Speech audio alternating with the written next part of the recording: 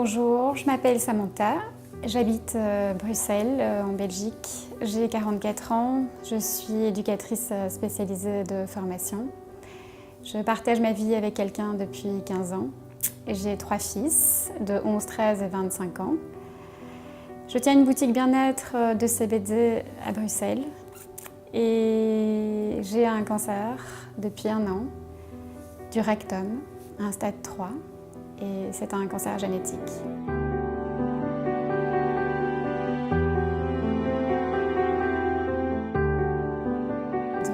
Le 8 septembre 2017, j'ai eu une hémorragie digestive, une rectorragie plus précisément. Donc j'ai été au service des urgences d'un hôpital bruxellois. J'ai été hospitalisée le week-end et le lundi 11 septembre, lors d'une colonoscopie, éveillée, je n'étais pas anesthésiée, j'ai été confrontée en direct à l'image de ma tumeur. Donc le médecin qui était occupé à faire l'examen m'a confirmé qu'il s'agissait d'une tumeur et que j'avais un cancer, que la tumeur était grosse et qu'il fallait opérer rapidement.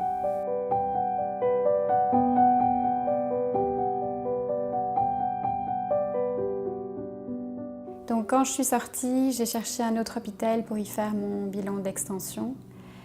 Et j'ai aussi cherché un cabinet de médecine alternative. Donc le 15 septembre, j'ai obtenu un rendez-vous avec une micronutritionniste. Elle m'a fait un bilan sanguin approfondi et m'a conseillé de changer mon alimentation, de boire des jus de légumes, de prendre des compléments alimentaires comme des vitamines, des minéraux, des plantes.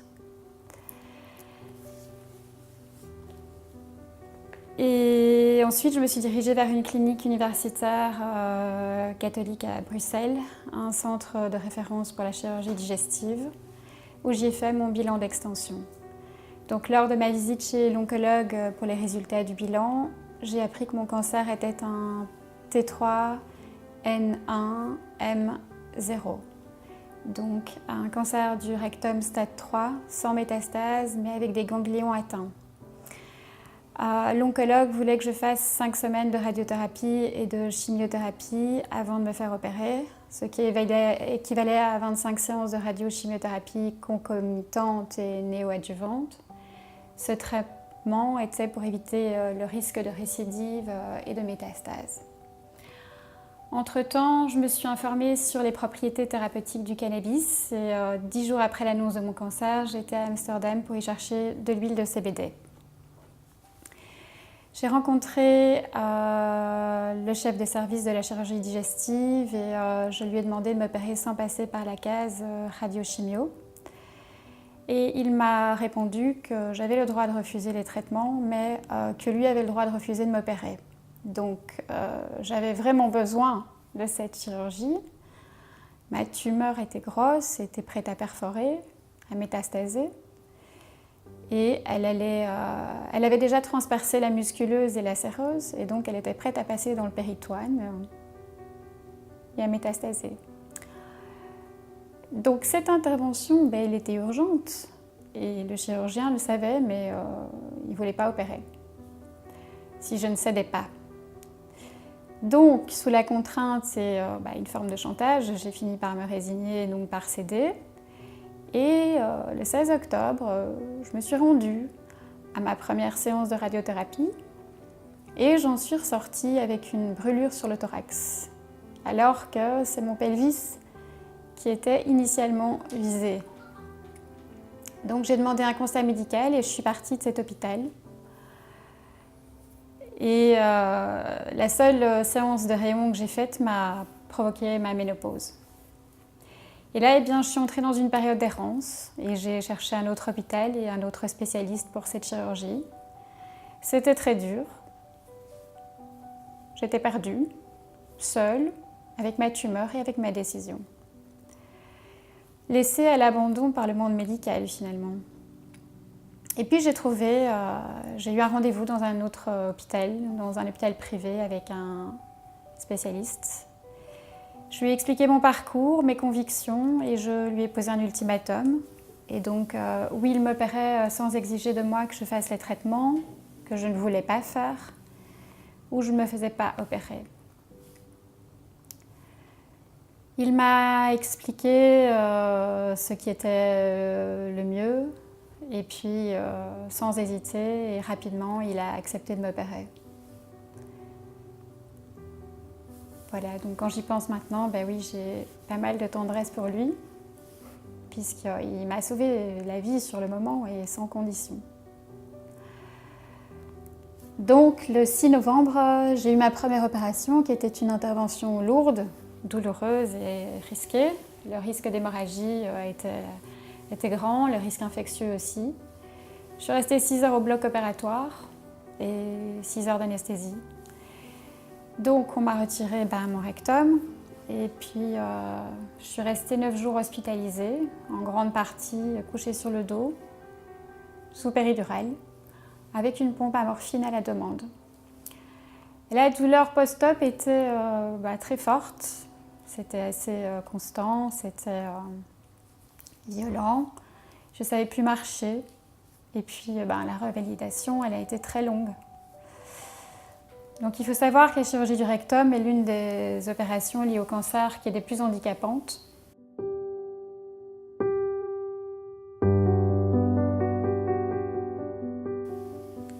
Et donc à l'issue de cette opération, nous avons pu constater l'efficacité de mon traitement au cannabis après seulement 2 mois. Alors qu'on m'avait annoncé un certain nombre de ganglions atteints par les cellules cancéreuses, les 25 ganglions analysés sur la pièce opératoire se sont avérés être tous sains et le médecin a d'ailleurs dû reclassifier ma tumeur de T3N1M0 en T3N0M0. Ce qui voulait dire qu'il n'y avait, aucun ganglion atteint alors qu'on m'avait dit qu'il y aurait à coup sûr des ganglions atteints. Donc l'oncologue a dit que ça tenait du miracle, mais moi je sais que ça ne tenait pas du miracle. Je suis sortie de l'hôpital avec une iléostomie que j'ai gardée pendant 2 mois. L'iléostomie, c'est un bout d'intestin qui me sortait du ventre du côté droit, avec un sac collé par-dessus. Entre les 2 opérations, j'ai dû revoir un autre oncologue pour faire le point sur la situation. L'oncologue voulait que je fasse les 5 semaines de radiothérapie et chimiothérapie que j'avais refusé de faire avant la première intervention. Ce traitement était selon lui toujours pour éviter le risque de récidive et de métastase. J'ai refusé pour la 2e fois le traitement proposé et le 9 janvier 2018 a eu lieu ma seconde intervention. Donc c'était afin de rétablir ma continuité digestive. L'oncologue m'a demandé pour la 3e fois de faire ce traitement que je ne voulais pas faire. J'ai refusé pour la 3e fois le traitement proposé.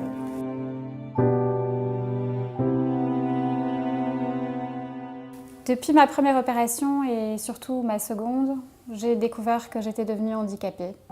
Donc j'ai des vives douleurs lancinantes comme des couteaux et des brûlures qui pénètrent la chair au niveau du pelvis.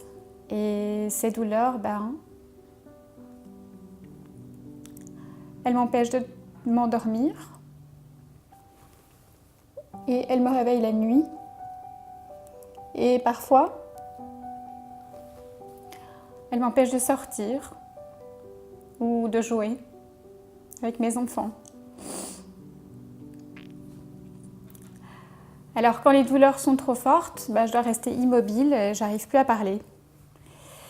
Et dans cette situation, c'est impossible de me détendre car tous mes muscles sont contractés. Et donc j'accumule la fatigue à cause des mauvaises nuits, et puis ce qui me rend stressée, anxieuse et pas très positive. Et plutôt que de prendre des antidouleurs puissants, j'ai décidé de vaporiser du cannabis, donc avec un ratio équivalent de CBD et de THC. Et comme je ne suis pas fumeuse, je ne consomme pas le cannabis sous forme de joint, mais donc avec mon vaporisateur, donc d'herbe sèche, qui fonctionne sans tabac, sans nicotine et sans combustion. Donc en vaporisant ce cannabis, j'ai découvert que non seulement mes fortes douleurs disparaissaient instantanément, mais également que le cannabis pouvait m'aider à m'endormir, à ne pas me réveiller la nuit, à me détendre, à retrouver l'envie de manger, et donc à surmonter cette période difficile de ma vie en la rendant plus douce et moins douloureuse. J'ai même retrouvé la joie, la légèreté, l'euphorie, l'envie de rire, l'envie de vivre. Sentiment que je n'avais plus ressenti depuis l'annonce de mon cancer et même bien au-delà. En somme, j'avais plus de douleur et j'avais beaucoup plus de bonne humeur. Le cannabis a changé ma perception de la vie et de cette maladie, et ma vie a changé ma perception du cannabis. J'ai jamais consommé de cannabis avant l'annonce de mon cancer. J'aurais peut-être dû. Alors, moi, en fait, j'ai pris la décision que plutôt que de me battre contre mon propre corps, que j'allais plutôt le soutenir, lui faire du bien, lui faire confiance et rétablir le déséquilibre qui l'a poussé à faire naître cette tumeur. Et la plante de cannabis, elle se situe parmi de nombreuses plantes que j'utilise. Donc j'ai cherché très rapidement un moyen naturel pour remplacer la chimiothérapie que je n'ai pas faite. Et le cannabis était une évidence pour moi. Donc il a d'abord été thérapeutique. Je savais que nous naissions tous avec un système endocannabinoïde et que nous avons des récepteurs de cannabis un peu partout dans notre corps. Et le système endocannabinoïde, il est à la base de l'action du cannabis sur le corps humain. Il est un ensemble de récepteurs cellulaires situés dans notre corps. Et nous avons des récepteurs au niveau du système nerveux, au niveau des muscles, au niveau du squelette et au niveau du système digestif.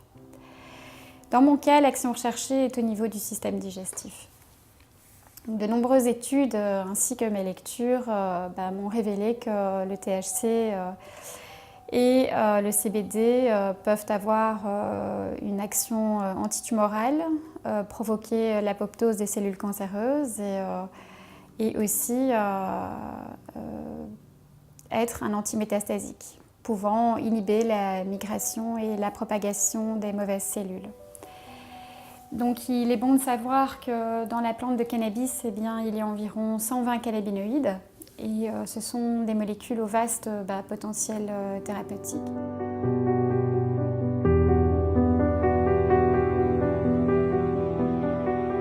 Mon instinct m'a toujours aidée à faire des choix et mon instinct m'a sauvée de beaucoup de situations.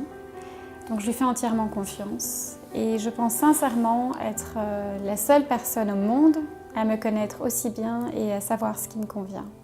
Et je n'ai pas refusé tous les traitements conventionnels puisque j'ai quand même accepté de me faire opérer à 2 reprises et je refuse uniquement les traitements qui ne me paraissent pas judicieux. Alors pour me soigner, j'ai modifié mon alimentation, plus de sucre, un corps alcalin et non acide, des jus de légumes, des vitamines, des minéraux, des enzymes, des antioxydants, des acides gras et j'ai adopté une certaine discipline de vie. Je n'ai eu aucun doute quant à mes choix thérapeutiques. Mes lectures sont très claires et sans ambiguïté à ce sujet.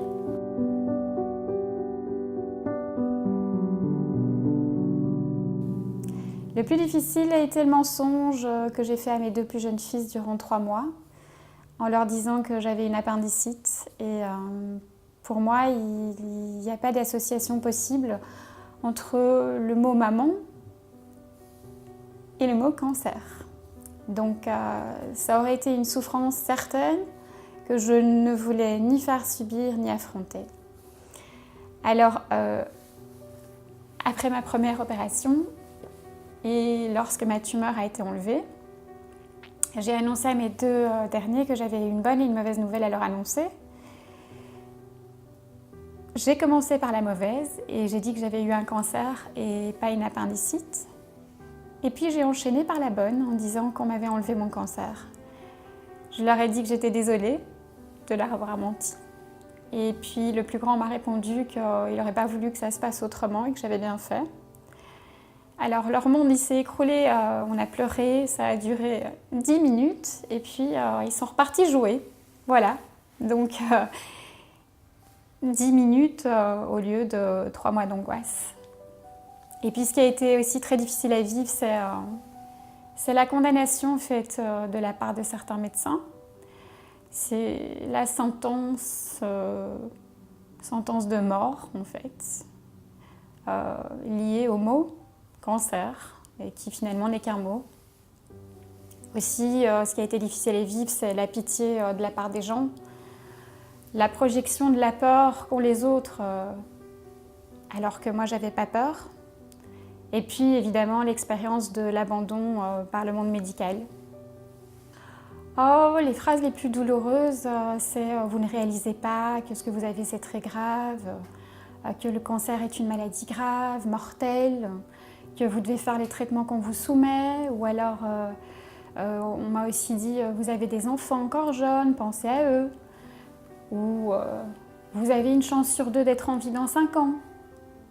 Et ça, c'était en faisant les traitements conventionnels.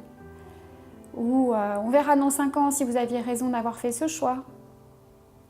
Et donc, ce que moi j'ai répondu à cette phrase, c'est on verra dans 5 ans si vous êtes encore là. Parce que je me suis vraiment demandé si ce médecin se prenait pour Dieu, pour pouvoir me dire quand est-ce que j'allais mourir. Oui, j'ai des regrets sur la gestion de mon cancer. J'ai le regret d'avoir fait vivre ce cauchemar à mon fils aîné qui a 25 ans. Parce qu'il était, il était là, il était avec moi à l'hôpital et à l'annonce, lorsque je suis sortie de la salle d'endoscopie, c'est lui qui était là. Ce qui m'a aidée à surmonter cet événement, en fait, c'est le fait de ne pas avoir eu peur, malgré la pression qu'il y avait autour de moi. Le fait d'avoir pris du recul et du temps pour faire mes choix dans un contexte où tout va trop vite et on ne vous laisse pas le choix des décisions ni des traitements. Mais aussi d'avoir su préserver ma dignité et mon intégrité physique dans un contexte plutôt défavorable à ce genre de situation.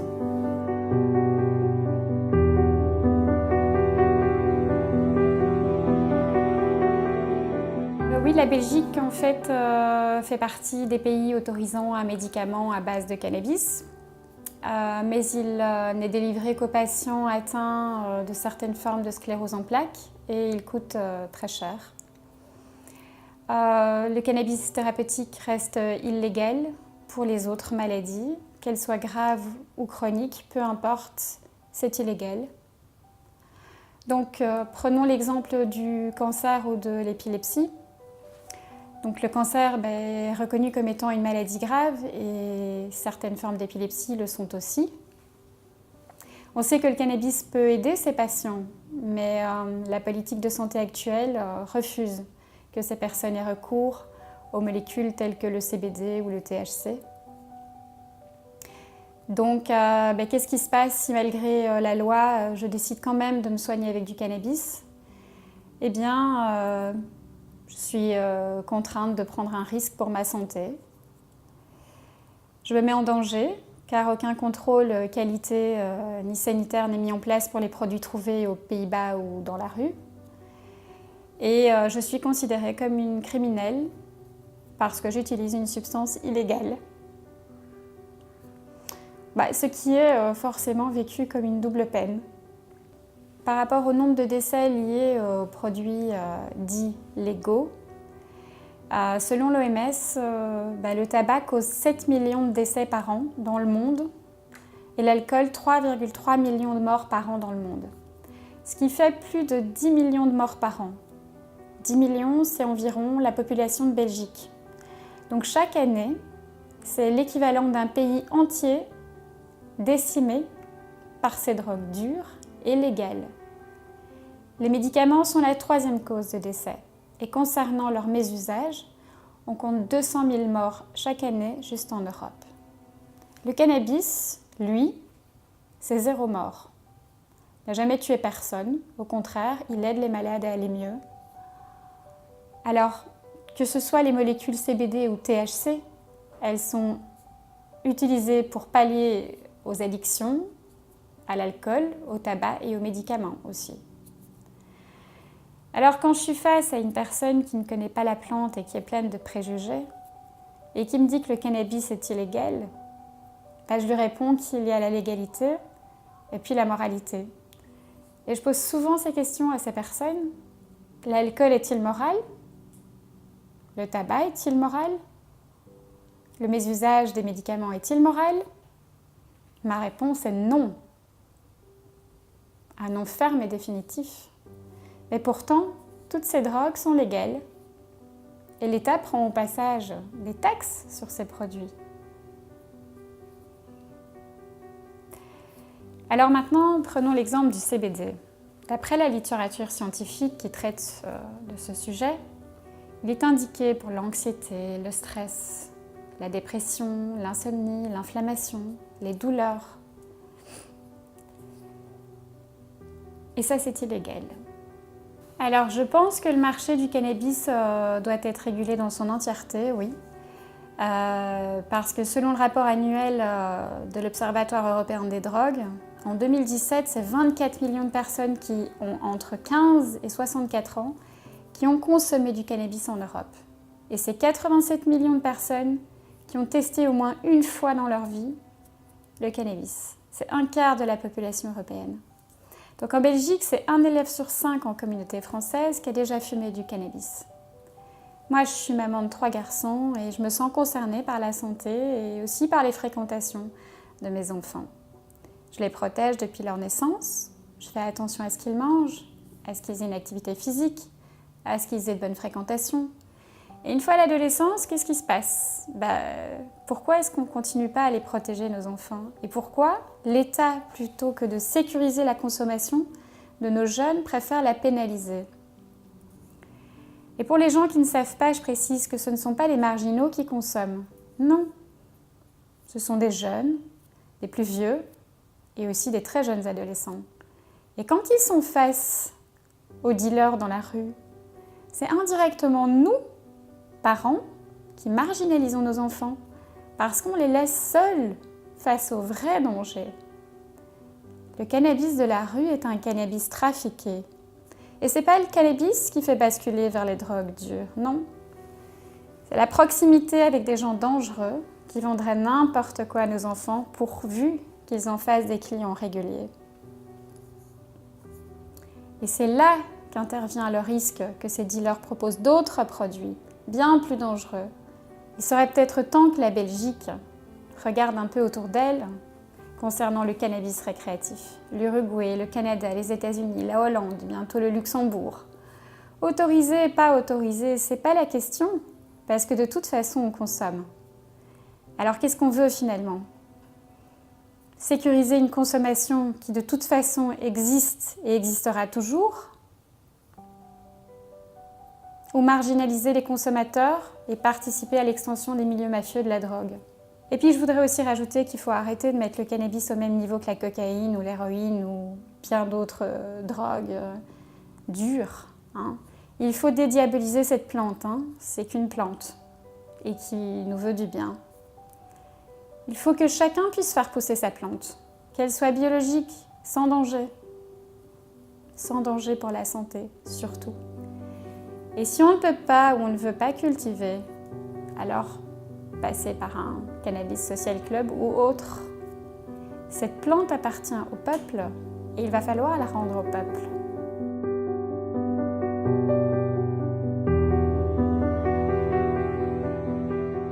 Moi, je revendique le droit de me soigner comme je veux et non comme on essaye de me l'imposer, d'après des recommandations internationales ou des statistiques. C'est un droit des plus fondamentaux et légitimes, la liberté des choix thérapeutiques. Cette loi m'empêche donc de me soigner, de guérir, de ne plus souffrir et d'avoir de l'espoir. À moi alors de considérer cet État comme étant un État qui ne respecte pas la Convention des droits de l'homme. Puisque nous avons l'interdiction de bénéficier de la liberté des choix thérapeutiques,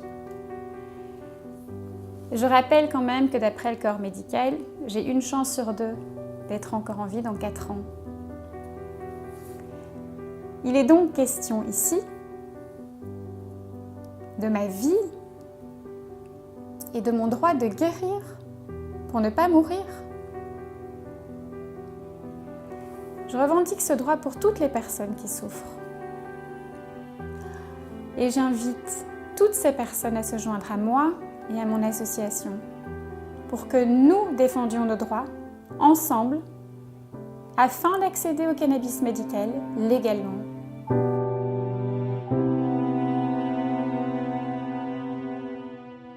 Donc l'association, c'est Normal Benelux. Elle a pour but d'informer le patient, ses proches, le grand public, le monde médical et les autorités. Elle a aussi pour but de faire connaître les qualités médicinales et thérapeutiques du cannabis. Elle diffusera une information scientifiquement validée concernant les recherches sur les utilisations thérapeutiques du cannabis et des cannabinoïdes en médecine. Et elle apportera bien sûr son aide et son soutien à tous ses membres. Merci.